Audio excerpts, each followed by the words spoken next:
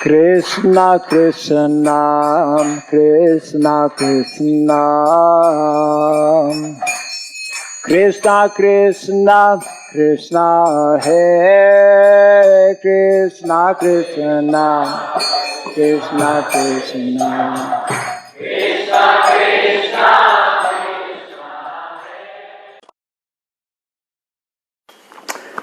Hare Krishna. Welcome to our Pariprashnena session, as we normally do. We'll offer brief invocation prayers. Om Jnanatimirandasya Gyananjana Shalakaya Chakshur Unmitam Jena Tasmai Sri Gurave Namaha Chaitanya Manobhistam Stapitam Jena Bhutale Swayam Rupa Kadamahyam Dadati Swapadantikam Nama Om Vishnu Padaya Krishna Presthaya Bhutale Srimati Bhakti Vedanta Swamin Iti Namine Namaste Saraswati Gauravani Pracharinye Nirvisesha Shunyavadi Paschat Shatarine Jaya Nityananda Vaitagradhara Srivadi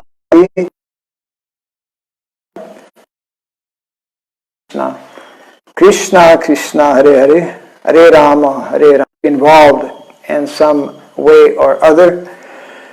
We mentioned that a few days back in terms of reviving a project. So I'd like to read briefly what we will be making available very soon, and that is the mission and vision and mission of the Varnashram College online. So after then we can directly hear Srila Prabhupada book speaking about Varnashrama. The vision is based on this very important statement made by Srila Prabhupada, written actually in one of the purports of the Srimad Bhagavatam, that is 4th canto, chapter 29, text number 54, in the purport where Srila Prabhupada states, there should be a thorough overhauling of the social system, and society should revert to the Vedic principles, that is, the 4 Varnas and the 4 Ashramas. So what follows is the mission. Varnashrama College Online aims at laying the foundation for bringing about a gradual global social transformation through online training and education, based on the ancient scientific principles and concepts of Sanatana Dharma, also known as Varnashrama Dharma. And Prabhupada actually translates Varnashrama Dharma as divine culture. So this Varnashram College Online, for short, VCO, will offer online courses by qualified and certified Vedic teachers covering the 4 Vedic sciences. There are 4 standard Vedic sciences. We mentioned this not too long ago. We have been making, because it's very fundamental. This is known in our Vedic literatures as Char Vidya, 4 basic sciences that encompass both, and this is very important, the natural, spiritual, and responsibilities. That is called actually in Sanskrit Swadharma, for all human beings. And we actually here some of the supporting objectives of this Varnashrama College Online. One, to help establish an agrarian-based society where the majority of people will live a localized life in villages. Then, to help demonstrate the ideals of sustainable and self-sufficient Vedic communities. Number 3, to help promote small-scale industries and revive or rejuvenate traditional technologies that are eco-friendly and safe to humans, animals, all species of life, and to the environment. Number 4, to help introduce the scientific educational system of Gurukulas and Varnashram colleges, as desired by our founder, Acharya Srila Prabhupada. Number 5, to help reestablish a cow-based culture and a cow-based economy where natural agriculture and holistic cow care form the basis of life. 6, to help promote the practice of Krishna consciousness through the chanting of the holy names of God, Krishna, and the scientific process of Bhakti Yoga, devotional service to Lord Krishna. 7, to teach and live the principles of the Vedic culture in keeping with the perennial teachings of the Vedas, with special emphasis on such books as Srimad Bhagavad Gita as it is, Srimad Bhagavatam, the Nectar of Devotion, and Sri Chaitanya Charitamrita. 7, to uphold and spread the Sankirtan mission of Lord Chaitanya Mahaprabhu as presented by our Vaishnava Acharyas, especially in keeping with the teachings of our ISKCON founder, Acharya's Divine Grace, A.C. Bhaktivedanta Swami Srila Prabhupada. 8, to publish articles, books, and various literatures to help fulfill the above-mentioned objectives. 9, to help establish and maintain libraries, archives of materials presented at the Varnashram College Online. And number 10, to solicit donations in cash or kind in pursuance of the above stated objectives to support these activities. This we will be making official within a very short time, so that anyone who is actually interested can write to us. We'll be giving corresponding address where you can write, inquire, or volunteer in some way or other. So we'll go immediately to the next section here in speaking about Varnashrama, which is chapter number 9, and a very nice that anyone who's attracted by the ideology of Varnashrama Dharma can relate to, and the title is Chant Hare Krishna and Draw a Plow. Yes. Some of the themes in this section are as follows. Ox power cure. This was also mentioned in some previous reading.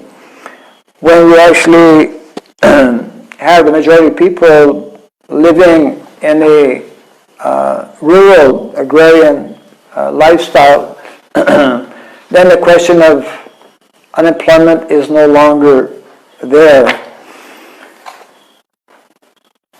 Second theme discussed here, Vedic civilization means let everyone be happy, whereas demonic civilization, let everyone. And the last, practically attract by our living example will attract them. So Srila Prabhupada begins, this is a morning walk, again in Vrindavan, on the 15th of March, 1974. Srila Prabhupada, what these communists can do, we can do better than them. Then it will be counteraction of communist movement. Why are you sitting idly? No unemployment?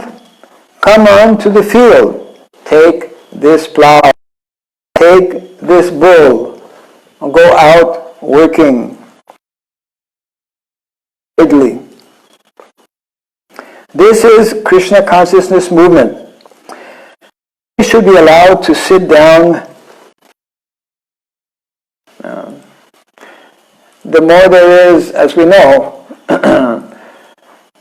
countries that have a high rate of unemployment, and we were mentioning the other day how this whole situation that is taking place all over the world is actually in a very dangerous way increasing and creating a very high level of unemployment. So Srila Prabhupada used to say that an idle mind, or it's a common saying actually, an idle mind is a devil's workshop. When the mind is not engaged, naturally it will think of sense gratification. The mind, the body must be engaged, and one of the main reasons for so much of unrest in so many countries around the world is due to not being engaged, having too many people who are very idle and simply on the mental and bodily platform. Srila Prabhupada continues, they must find out some employment, either work as Brahmana or as a Kshatriya or as a Vaishya. Why there should be unemployment? The same example, just like I am working, the brain is working, belly, there should be unemployment. You must stop employment. You will see the whole world is peaceful. There is no complaint, and they chant Hare Krishna. Nobody's working in. So Prabhupada was walking in Vrindavan, noticing that field, like so many fields, so many places, are empty. They're all driven cities to work in the factory. Condemned civilization. So like this, Prabhupada continues here.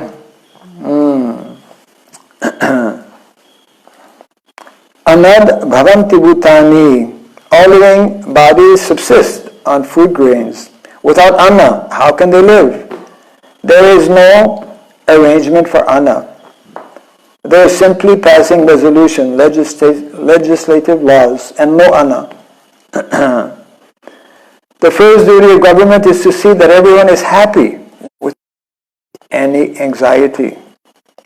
These preliminary necessities of life, ahar, nidra, bhaya, maitunam, eating, sleeping, defense, sufficient arrangement for these preliminary necessities of life. One must eat sumptuously, not overeating. So in this way, in this chapter, Srila Prabhupada is emphasizing the need and the importance of living this more simplified, traditional life, which is the basis actually of the Vedic culture.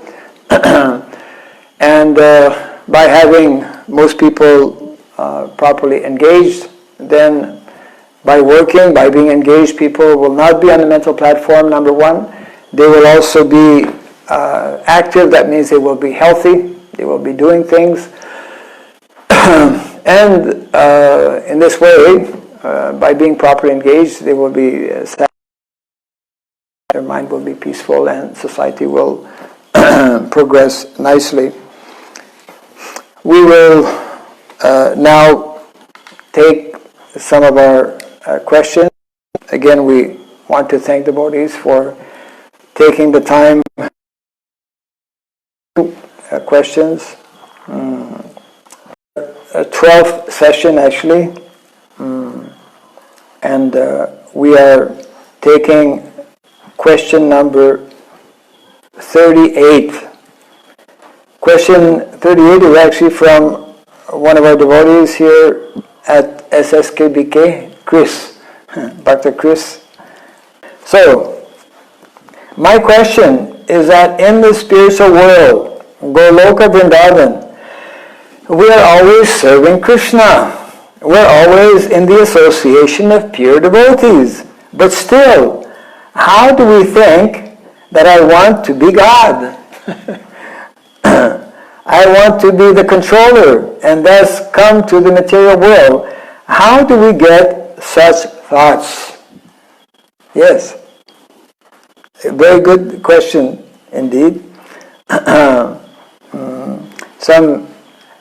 Quite some years back in our ISKCON society, there was a big debate in relation to this point, actually. And many devotees wrote, the whole question was, how is it, why is it that the living entity comes in this material world, which is related directly to your question here. And one book, I believe, was written, the fall of the jiva, or the original fall of the living entity. Srila Prabhupada explains that actually, and this is the position, because there was such a huge debate actually that at one point there was a group of devotees who were commissioned to very deeply study this matter, and a paper was produced to that effect. Our understanding, and there are so many quotes given by our founder Acharya, Srila Prabhupada. Number one is that Prabhupada explains it somehow or other. It is very difficult for us actually to understand. Somehow or other, we have come here in this material world. That's one thing. Secondly, our Acharyas explain the living entity minute independence. And therefore, because we are very small, tiny, Mamai Vangsho Jiva Loke Jiva Bhuta Sanatana, we are the Amsha, part and parcel of Krishna. So, because we have this minute independence, sometimes we may misuse it. And when we do that, we become disqualified to be in the association of Krishna. We become disqualified to be in the spiritual world. Maybe a small example can help understand. Just like people come to our temples, people join our temples. You know, our temples, Prabhupada has taught us to keep them very clean. Our temples have nice deities of the Lord. Our temples are having very nice prasadam. In our temples are all kinds of engagements and facilities. Why is it that some people leave? Isn't it? So nice, why some people leave? Because they have this independence. Although actually our temples, Prabhupada has even referred to our temples as being oases of the spiritual world. They are replicas of what is actually going on in the spiritual world, where everyone in devotional service, everyone is hearing about Krishna in the morning, especially through Bhagavatam class, or during the day amongst devotees. Everyone is meant to be engaged in discussing about the preaching mission of Lord Chaitanya Mahaprabhu and the preaching mission of our founder, Acharya Srila Prabhupada. There are so many opportunities, unlimited opportunities actually to engage in devotional service. Still, although this is such an ideal situation, so conducive for practicing Krishna consciousness, we see even people, devotees, who may have stayed in the temple for even many years sometimes, who may be initiated, who may be even sannyasis. This we have seen, isn't it? So therefore, because we are very small, very tiny, if we are even slightly, careless, if we're not properly attentive, then we can deviate. Srila Prabhupada gave the example that spiritual life is very delicate, it's very sensitive. It is, he compared it to a razor's edge. A razor is very sharp, and if we are not attentive when using this razor, we can cut ourselves. So in a similar way, bhakti, pure bhakti, is such a very high state of consciousness, such a high level of devotion and absorption, that if we become neglectful, then we may cause a situation to lose the opportunity of rendering some particular service, or we may be offending. That's why when we practice spiritual life, we need to be especially cautious. The first and most of the 10 offenses is to avoid offending Vaishnavas. That is the greatest offense. And of course, we can understand by this, the greatest of all personalities is Lord Krishna himself. So when we offend Krishna, then we fall in this material world. So that means we should accept the explanations and statements given in our Shastra, knowing our position to be very delicate, and therefore the need to be cautious, and in this way always avoid various kinds of offenses, so that we don't lose this opportunity of devotional service. Here in the material world, we have lost, as a matter of fact, great Acharya, Vaishnava Acharya, Srila Bhaktivinoda Thakur, he explains, this offense of all living entities is to have rejected. Very difficult for us to understand, practically inconceivable. As you rightly ask, if we were there with Krishna, if we were there in the spiritual world, engaged in devotion, how in the world Did we do that? Explanation is that by being inattentive and because of this minute independence, that can happen. Someone had asked a few days back, what is the guarantee that we may not come back in the material world?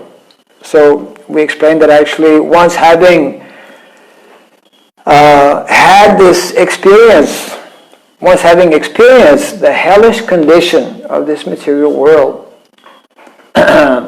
we will never again, once we go back to Goloka Vrindavan, we will never again, because it will be there in our mind, this awful experience, which when we come in the material world, lasts for so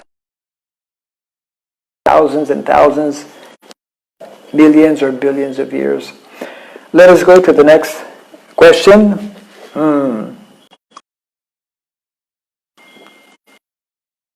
39. And this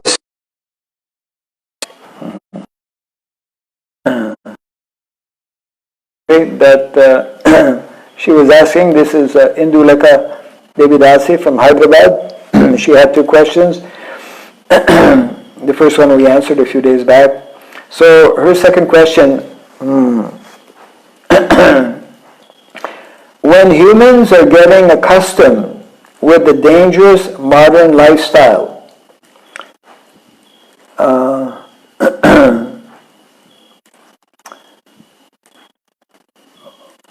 why they are forgetting their real identity, that they are part of the Prakriti, part of this whole creation. How can they get back and know their identity and realize this? Yes. It is a fact that most of us, all of us, have been born in this modern, what we call modern lifestyle, modern civilization, and therefore we have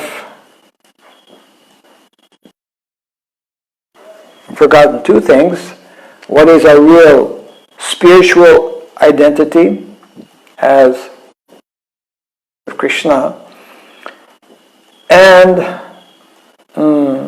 we have forgotten also what is our more simple and natural way of living that will facilitate the cultivation of our spiritual identity. This is a very important point, that Vedic culture, Vedic civilization is encouraging, the whole basis of that Vedic culture is centered on this concept that Prabhupada explained to us again and again of simple living and high thinking, which is, again, in a village, rural setting or atmosphere. This will help individuals to be properly situated, both materially and spiritually. So how to again revive these two levels of our, what is called in Sanskrit, our Swabhava. Swabhava, also related, or directly related actually. Swabhava has to do with our Swadharma. Swabhava means our original mood and mentality, our original relationship. Our original relationship on the spiritual platform with Krishna, and our original relationship on the material platform with material nature, with God's creation, with Krishna's creation, with Mother Nature. And especially a theme which is, of course, so central in our Vedic culture, but which is so absent in modern day civilization. And that's one of the great impediments for us, even as devotees, to actually revive, especially the, we could say, our identity and our responsibility in terms of our material lifestyle. In other words, cows play a very essential, absolutely essential role in helping individuals, including devotees, obviously, in developing this mode of goodness. And that is why, as we have mentioned many times, Vedic culture is arranged in such a way that practically every person every day sees cows, has darshan of cows. Not only he sees cows, but he serves cows. At proximity with cows, he involved sometimes in directly serving the cows, and being around cows is not simply only for those who are Vaishyas. Vaishyas, generally referred to as farmers. Actually, the whole farming ideology, which we refer to in modern day society, is an essential basic theme actually in the Vedic culture. In the Vedic culture, as we have mentioned, as we read in the Shastra, the vast majority of villagers, they live in the village, and the vast majority are connected with farming as well. So therefore, the best way for us to revive these two levels of identity, these two levels of responsibility, is by associating with those who have already awakened to that reality, those who are connected with such activities. And we've mentioned in some few sessions before how many practical ways by which we can again come closer to what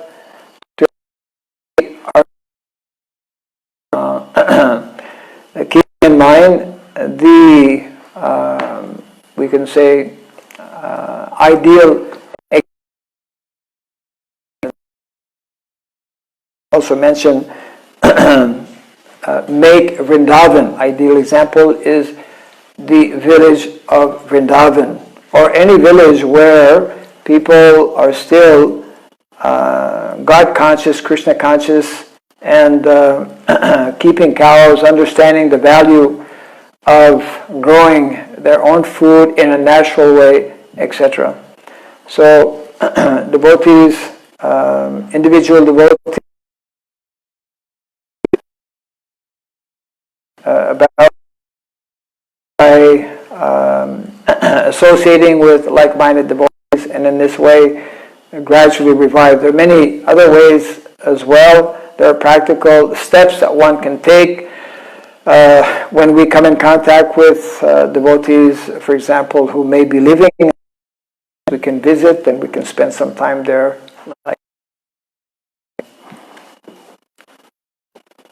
So to conclude on this, it is very true, the modern day setup not at all conducive for reviving, especially, well, both levels of identity or both levels of consciousness, especially the second, because, as Prabhupada said, why have we created a system where so many people are working in factories, whereas they should be out in the country growing their own food? The cows are there. If they're maintaining them nicely. This combination of land and cows will meet all of our necessities of life. So this remains central in our society. Need to know, meditate steps, singing, and as we mentioned a little earlier before our session today, Ashram College online, that is one of the objectives, to actually prepare individuals to provide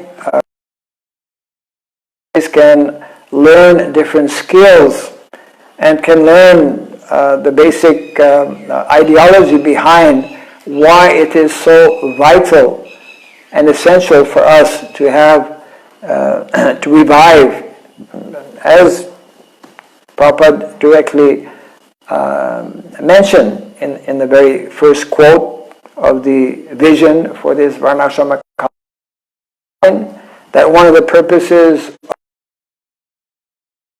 is to bring a complete overhaul within society and to revert, which is very important,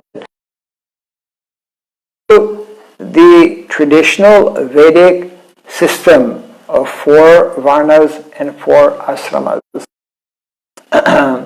Anything that is scientific, when we can begin to understand basic components of that science, then it becomes very enlivening. Just like Krishna consciousness for all of us, we know how science, we read explanations from our acharyas. The 6 Goswamis especially have written so wonderfully about the science of Krishna consciousness. And, we have devotees who joined practically when, very soon after Srila Prabhupada established society in New York in 1966. So we have devotees who have understood and have continued to practice Krishna consciousness and are totally,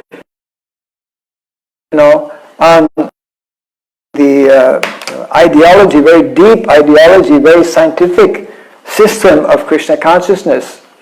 What we have yet to sufficiently, although it is there in our books, it is there in Srila Prabhupada's lectures, etc. It's a mention of how we should, or how society should be organized, and we as a society have that responsibility to show the way, to show by example. We cannot simply talk about it. That's very cheap. But if one is not able to demonstrate, it won't be effective. It's that simple. So, let us go to the next question. This will be from Akinchana Krishna Prabhu. And this a little bit. Let's hear. As Your Holiness had mentioned a few days ago during one of the Pariprashnena Sevaya sessions, that when Srila Prabhupada's disciples came to know the importance of sannyas, they went and requested Srila Prabhupada to give them sannyas. However, Srila Prabhupada mentioned in one that varna should be determined first and then ashram is given. Could you explain more on this? And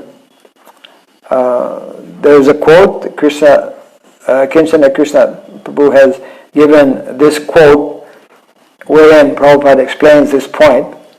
And this is from a morning walk in Vrindavan, 1974, March 14th, something we've been reading last few days. First of all, varna and ashram Then when the varna is perfectly in order, then ashram. Ashram is specially meant for spiritual advancement, is general division.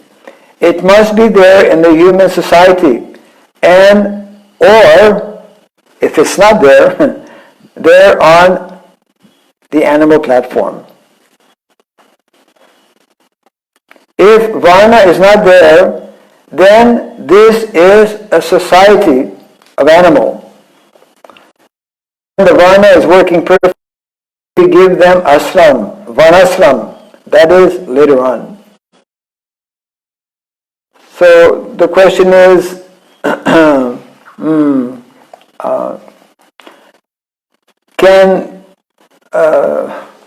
can we explain more on this point?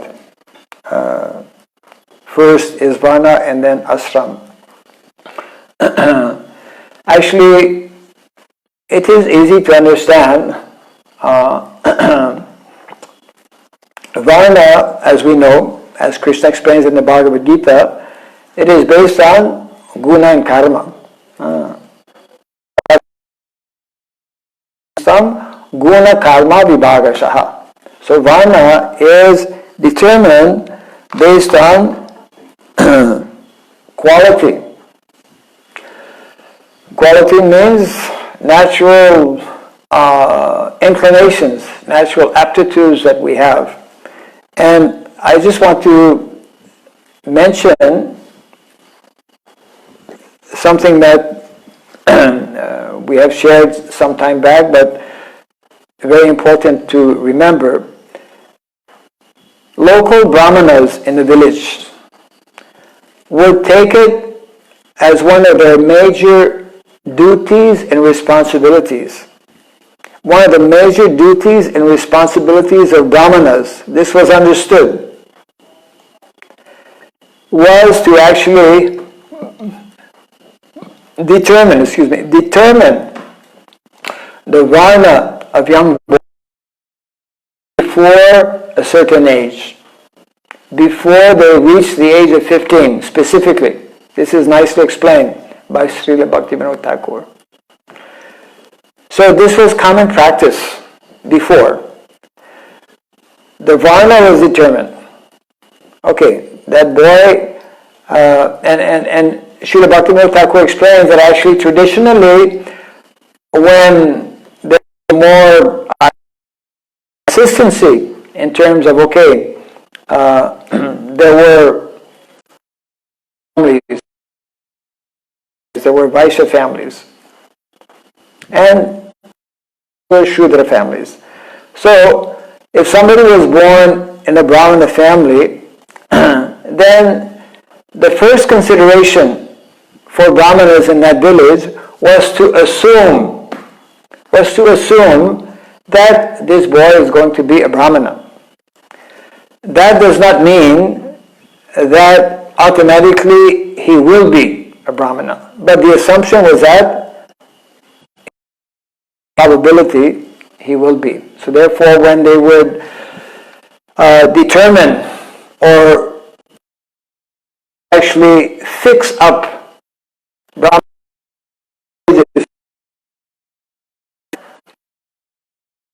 varna of this particular boy,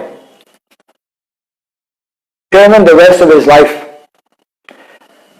You see, there are two types of, because it keeps things simple.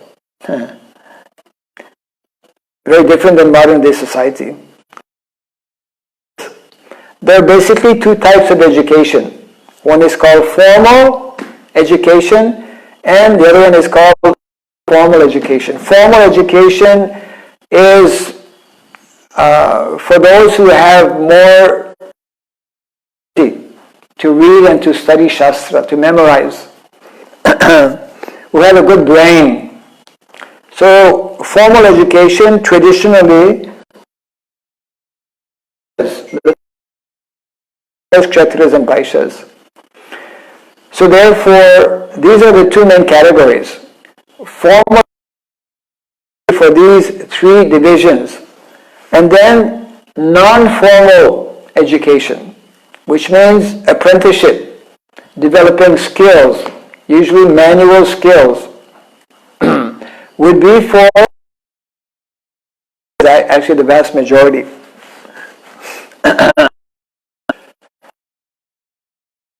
That is why we read in the Shastra how actually all percentage of the went, it makes up Brahmanas and Kshatriyas especially,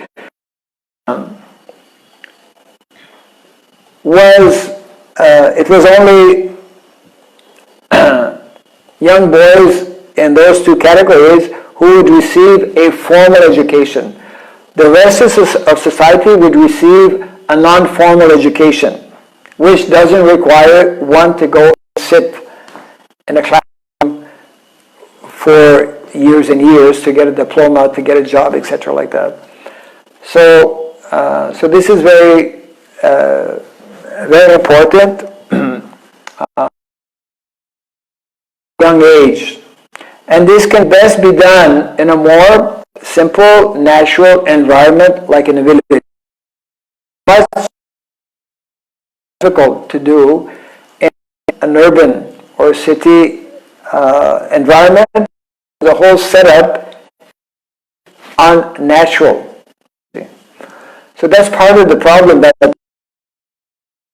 even as devotees, and I mean, we have devotees who've been initiated for a number of years and still are having the question, what is my varna? It's like, who am I? So in this kind of artificial created, modern day, it's much more difficult to understand what is our varna, which will then more easily determine our two things, which will determine, first of all, what kind of education, and as we mentioned minutes ago, either formal education or non-formal education, and this in turn will also determine my ashram, you see. So there's a straight line between one's varna, one's and ashram. And in many ways, until and unless we as a society reintroduce this Vedic natural lifestyle, village lifestyle, which is based again on economy, cow culture, then we will remain perplexed and confused. And the point is that this may be considered by many as not so, actually society, it is very essential. It is very much needed, and Srila Prabhupada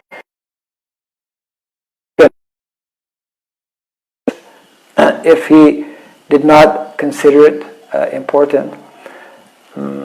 So therefore we need more devotees to think and meditate and plan also how this can be gradually introduced. We've not been able to do this for so many years. That is a weakness, I would say, on our part. And we are the Acharya of our society, Srila Prabhupada, to take his words and instructions and expectations more, especially in the context of all of the major disruptions taking place when we don't follow prescribed ways of nature and create all kinds of disruptions which bring about all kinds of calamities in the world and make it, therefore, more and more complicated, more and more difficult for people to think about Krishna, to think about God, to practice Krishna consciousness. When we are in a state of crisis, when we don't have when our basic necessities, and this point was being made a little earlier when we read at the beginning of this session, Prabhupada was making the point that it's very important. Governments in the world, leaders in arrange things in such a way that people are able more easily to meet their basic necessities of life. And once these basic necessities of life, which are in terms of eating, sleeping, mating, and defending, once these are in place, then more easily one can practice spiritual life, Krishna consciousness. So we are at the end of our session. Again, a reminder for devotees to join Harinam Kirtan, which is happening every day. This is under the direction of the Ministry for Promoting Harinam, His Holiness Lokanath Maharaj, I believe at 5 to 5:15 every day. And every week on Sunday, the Japathon is there. All of us as devotees should continue to be diligent in what we are doing, taking into consideration, being very aware, conscientious of the critical situation in which we're living, following proper instructions and guidance that are given by various authorities. So once again, thank you all very much.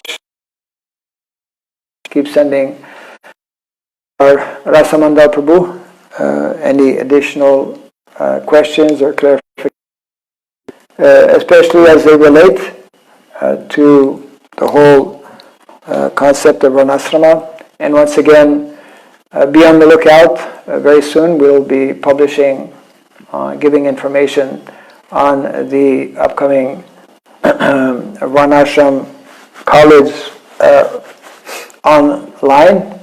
And please feel free to contact us if you would like to be part of this undertaking. Let's together chant the holy name 3 times to create more auspiciousness. Hare Krishna, Krishna Krishna, Hare Hare, Hare Rama, Hare Krishna, Krishna Krishna, Hare Rama, Rama Rama, Hare Hare, Hare Krishna, Krishna.